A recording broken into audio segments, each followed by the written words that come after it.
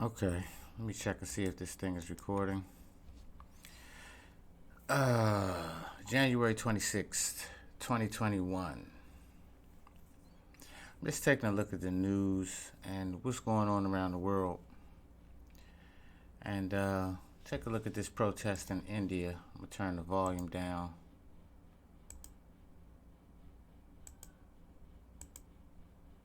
I'll let you see these are farmers in India. And what they're doing is they're protesting corporate takeover of their food supply. Of course, people are going to deny what it is and say that it's just the world climate right now to protest and demonstrate about certain things. But I think India has kind of got the learned the lessons from what's going on in a lot of other places where Monsanto and other large corporations have put themselves in control of the food supply, the water supply, the job supply, the economic supply, the money supply, and have decided that that's not what they want to do. Now, do I think that India is going to allow this to ride? They are kind of borderline militaristic on their people.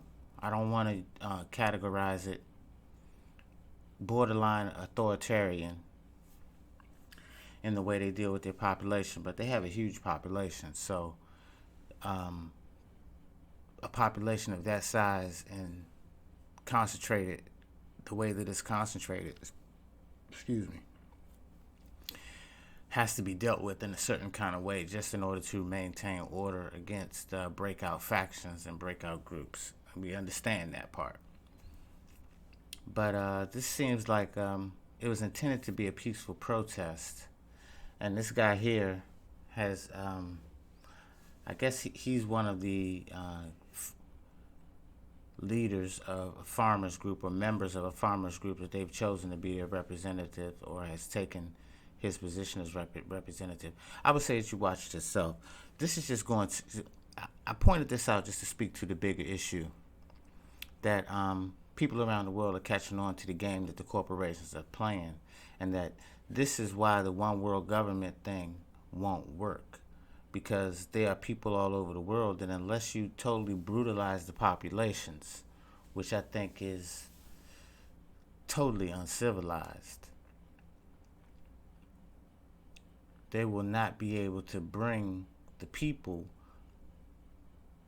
under so much oppression and so much controls. People still want to feel as though that they have free will out here, and it's borderline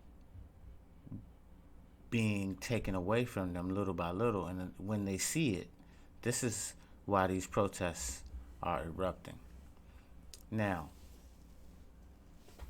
this came to my mind because I was watching a video on Thomas Sowell, Sowell.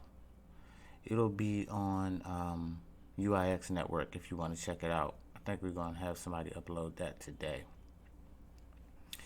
But this ebb and flow and this push and pull is it's not new. But what is new is, well, what appears to be new is the way that the corporations, which in past times would be countries, conquering countries, are trying to subjugate. In the past, it was by violence, and now it's financial and resources, which is really, really interesting to me. If you have some time, I suggest you check it out. this right here, this little talk is not about Bitcoin. It's just about the state of the world. Um, and it comes to my mind because we were talking about the protests in Washington, D.C., the political unrest in America, the split in America, how the news is so, I don't know what to call it, aside from lying. The news is just outright lying, saying this is the biggest divide. And somebody sent me a picture of segregation where there's two water fountains, one for whites and one for blacks. So the nation is not any more divided. This is not the most divided that the United States has been. This is not the most divided that India has been. This is not the most divided that Hong Kong has been. But with the corporations and the machine is what I prefer to call it, the machine, which is industry at this point. In the past, it was conquering countries. The machine is seeming like it's moving a little too fast for the people. And,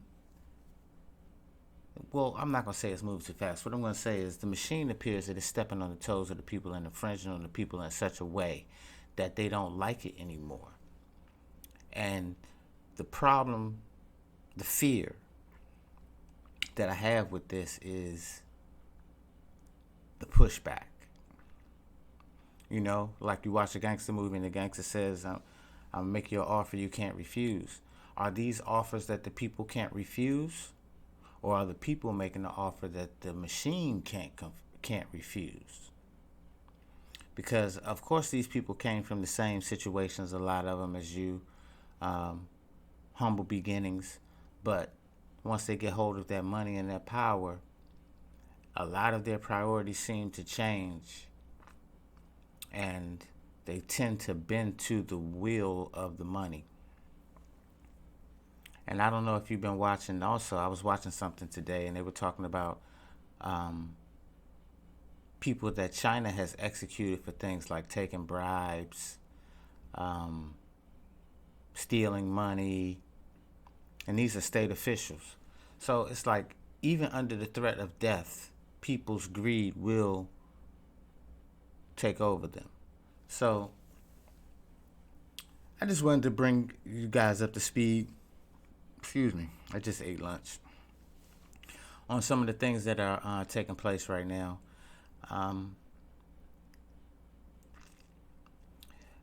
These things by themselves would not be as dangerous as they are when the world is in the state it's in with COVID lockdowns and people being relegated to their homes for long periods of time. The frustration level is so high that, it's just something to keep your eye on worldwide because the frustration is so high. I mean, they're still fighting in Portland.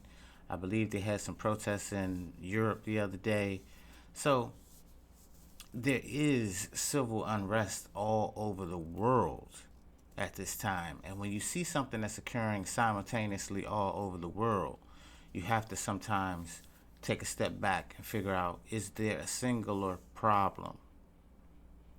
Is there a singular issue? And the singular issue seems to be that the governments are not representing the people. So that's the lesson for today. Ask yourself a question. Did the people that you elected to represent you fulfill the contract? And if they did not fulfill the contract, what is the remedy? Is the remedy destroying your town? I don't know.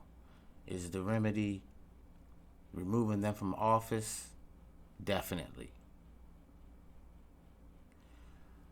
So I really don't have many answers today. I'll be back later on with the cryptocurrency update. But right now, I was just taking a look at world news, and I thought you might want to touch on it. I'm out. Peace. Catch you later.